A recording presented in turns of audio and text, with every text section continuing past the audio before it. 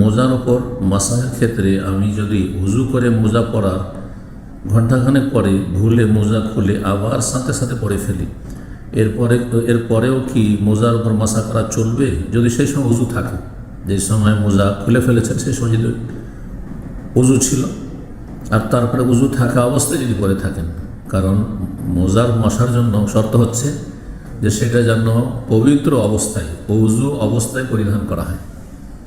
তো যে সময় পুনরায় মোজা আপনি পড়ছেন তখন যদি উজু থাকে তাহলে পরবর্তীকালে আপনি মাসা করতে পারবেন, কোনো অসুবিধা নেই।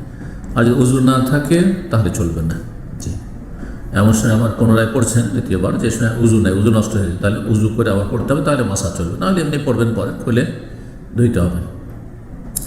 আর উজু করে মোজা পরার কিছুক্ষণ পরে ইচ্ছাকৃত মোজা খুলে টয়লেটের কাজ সেরে আবার মোজা পরে নিলে পরবর্তীতে কি মোজার মাসা চলবে?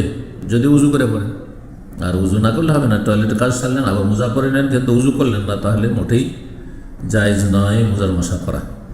এখানে আরেকটা মশলা বলে দিয়ে অনেকে জিজ্ঞাসা করে, মোজা ওপর মশা করলেন আপনি, মশা করার পর যদি মোজাটা খুলে ফেলেন তাহলে কি উজু নষ্ট হয়ে যাবে?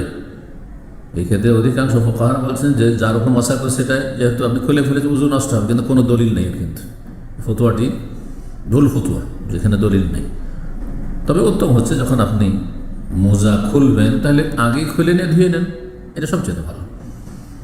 আর এমন কিছুতে যাবেন না যাতে মতবিরোধ রয়েছে, কিন্তু জায়েজ আছে, কোনো অসুবিধা নেই। আপনার গরম লেগে উঠেছে, মোজার মশা করার পরে ভাবলেন যে আমি এতেই সালাত পড়ব, কিন্তু তাহলে খুব বেশি গরম লেগেছে, খুলে ফেললেন, ওযু নষ্ট হবে না, ওযু নষ্টের কোনো দলিল নেই।